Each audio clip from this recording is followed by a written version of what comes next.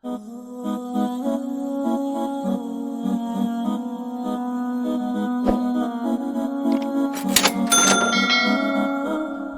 كم أهواها أشتاق لمرآها وأحن. Assalamualaikum warahmatullahi wabarakatuh. Jumpa lagi teman-teman. Baik, di kesempatan kali ini saya update lagi ya untuk OpenWRT RRE STB OC only teman-teman.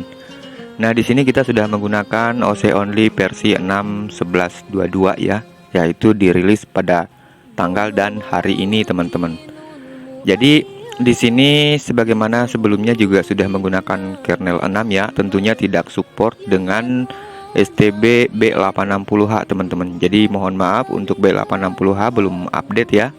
Jadi ini hanya untuk HG680P. Nah, di update kali ini tentunya yang lain-lain sama seperti biasa ya teman-teman. Akan tetapi ada beberapa perubahan yang harus saya jelaskan juga di sini. Bandwidth HD masih tetap saya ikutkan di sini ya teman-teman. Silakan disable saja jika tidak ingin digunakan. Akan tetapi sebaiknya sih digunakan ya untuk mengontrol pemakaian klien teman-teman. Nah, kemudian selanjutnya di net monitor di sini ada perubahan tentunya. Saya sudah menambahkan informasi PNStat di halaman net monitor ini teman-teman.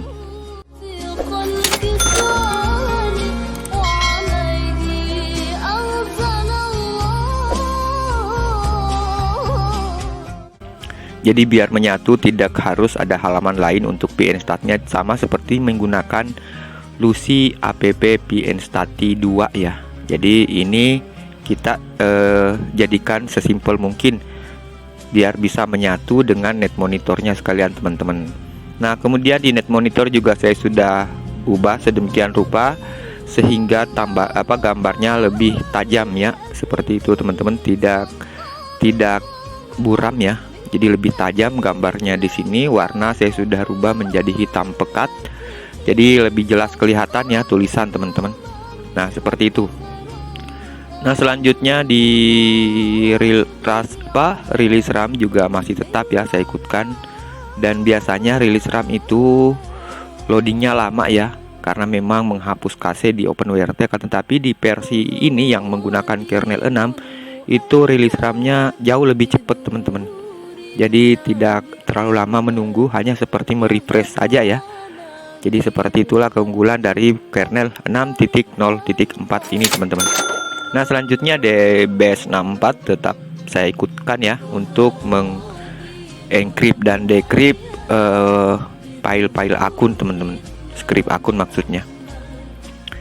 Baik, kemudian di bagian sistem sama seperti biasa, akan tetapi teman-teman perlu perhatikan di sini ya. Untuk di bagian time zone, harap sesuaikan dengan time zone teman-teman. Nah, di sini juga banyak pertanyaan kenapa ya meskipun sudah disinkron itu tetap selisih 1 jam. Nah, kemungkinan besar karena ini teman-teman. Saya yakin gara-gara time zone ya yang berbeda 1 jam dengan time zone teman-teman tentunya. Kemudian di sini di administrator tidak ada yang berubah, di software juga ya teman-teman masih original. Startup, nah bisa dilihat di sini startup ada yang lain ya. Oh, bukan di startup teman-teman, tapi di schedule task. Baik, kita lanjut. Untuk file manager sudah aman juga mengupload file di atas 8 MB teman-teman. Ini saya sudah setting karena memang di firmware 22 sebelumnya itu masih banyak kekurangan ya, dikarenakan memang seperti itu teman-teman. Namanya juga kita harus update, mencari kekurangan, kemudian kita tambal dan tambah lagi sesuai dengan kekurangan tersebut ya. Nah, makanya ada yang namanya update teman-teman. Nah, yang saya maksud tadi ini di schedule task ya. Di sini ada penambahan untuk mengupdate informasi di informasi PNStat yang ada di halaman net monitornya teman-teman. Jadi jangan heran jika menemukan script tambahan ya, di perintah tambahan di schedule task ini teman-teman. Ini durasinya tiap 5 menit ya, sesuai dengan durasi PNStat memang mengupdate-nya setiap 5 menit minimal teman-teman. Jadi seperti itu. Baik, di bagian selanjutnya mount point tidak ada yang berubah ya. Kemudian disk manager juga sama teman-teman. Amlogic service saya tidak update. dikarenakan tidak ada yang perlu diupdate di Amlogic Service teman-teman.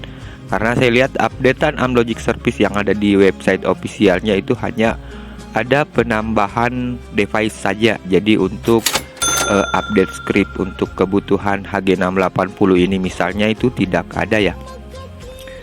Nah, baik, untuk di bagian modem di sini untuk modem rakitan tetap saya ikutkan teman-teman, berhubung saya juga menggunakan modem tersebut. Nah, akan tetapi di net detektor itu teman-teman perlu perhatikan di sini untuk pengguna modem rakitan. Di sini ada perintah juga ya untuk merestart apabila bengong, mereconnect modem maksudnya ya. Di sini ada if down 11 dan if up 11. Jadi 11-nya itu disesuaikan saja dengan one yang teman-teman gunakan ya. Jadi interface one-nya di sini, interface name-nya disesuaikan dengan yang teman-teman gunakan. Misalkan di sini ditulisnya digunakannya 12 ya, tentu di sini harus diedit menjadi 12 teman-teman, huruf kecil saja ya. Jadi seperti itu teman-teman. Nah, baik, untuk selanjutnya di bagian service tentunya OpenClass ada karena memang OC only teman-teman.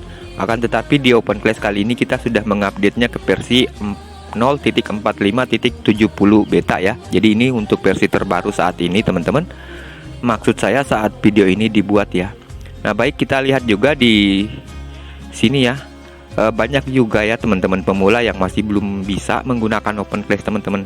Akan tetapi sebenarnya saya sudah sertakan ya konfigurasi yang begitu mudah, tinggal isi akun saja di sini teman-teman. Nah, yang sering terjadi sudah banyak teman-teman yang mengisi akun akan tetapi belum bisa terkoneksi. Harap diperhatikan ya setelah running, harap diperhatikan di halaman YACD teman-teman. Karena saya yakin di sini masih direct karena defaultnya seperti itu. Jadi tolong ditetapkan di setting ke yang diisi ya. Misalkan domain akun yang diisi itu akun sosmed atau gaming atau streaming, yang pastinya PP universal ini wajib diisi ya teman-teman. Meskipun yang lain tidak diisi, yang penting PP universal harus diisi dan di sini dipilihnya ke PG universal seperti itu teman-teman. Jadi jika hanya ingin menggunakan single akun, cukup isi PP universal, kemudian yang ditandai di sini adalah PG universal. Nah, kemudian di halaman OpenClass-nya cukup langsung pilih global saja teman-teman. Nah, di sini cukup pilih global. Namun jika ingin memilih global secara permanen, itu tinggal edit di sini ya, di global setting di sini teman-teman, pilih global proxy mode, itu sudah permanen ya untuk pemilihan globalnya. Jadi itu kendala teman-teman pemula, namun yang sudah bisa ini tidak ada masalah ya tentunya teman-teman. Saya perhatikan banyak pertanyaan yang seperti itu baik di grup maupun yang chat langsung ke saya ya. Nah, kemudian untuk teman-teman yang tidak punya kuota, sama sekali tidak ada kuota di SIM cardnya, untuk pertama kali digunakan apabila di sini ada informasi ya, saya lupa informasinya apa, intinya dia gagal mendownload CHN route CIDR IP list seperti itu kira-kira. Cukup di sini di disable dulu ya, cukup di disable di sini quicknya, hilangkan centang seperti ini, kemudian save and apply dan jalankan teman-teman. Nah, setelah internetnya jalan, itu teman-teman bisa ikuti tutorial sebelumnya ya untuk mengatasi masalah CIDR IP list biar bisa dicentang kembali di sini teman-teman, biar kita bisa menggunakan TCP untuk streaming ya. Sebab bila tidak dicentang ini menggunakan UDP untuk streaming teman-teman, dimana kita ketahui bahwa tidak semua server UDP-nya lancar ya, karena memang server-server penyedia akun lebih banyak mengunggulkan TCP-nya teman-teman. Jadi seperti itu ya. Kan tetapi ya, saya di sini sebenarnya saya sudah update untuk untuk CHN IP route-nya itu sudah saya update ya. Jadi sebenarnya sih tinggal dipakai teman-teman. Mudah-mudahan saja tidak ada lagi kendala untuk permintaan update sehingga membuat gagal terkoneksi. Mudah-mudahan ya. Nah, baik, selanjutnya di sini masih ada zero tier teman-teman. Zero tier tetap saya sertakan untuk mempermudah remote jarak jauh tentunya, seperti itu ya. Yang lain-lain di bagian network tidak ada yang berubah teman-teman. DHCP tetap tidak ada yang berubah, masih menggunakan original ya, settingan pun juga saya tidak rubah-rubah teman-teman. Jadi saya rasa itu ya yang perlu saya sampaikan saja di sini. Tidak ada yang lain, dan juga di sini WiFi off ya teman-teman. Diingat bahwa kernel 6 WiFi off. Kemudian ini khusus untuk STB HG680P. Untuk B860H itu belum bisa berjalan di kernel ini teman-teman. Akan tetapi saya tetap akan update untuk B860H yang kernelnya di bawah kernel 6 tentunya. Baik, saya rasa cukup ya teman-teman. Jadi nanti kita akan pisah update untuk HG680P, kemudian kita juga akan mengadakan update untuk B860H. Baik, mudah-mudahan bermanfaat. Terima kasih banyak. Assalamualaikum warahmatullahi wabarakatuh.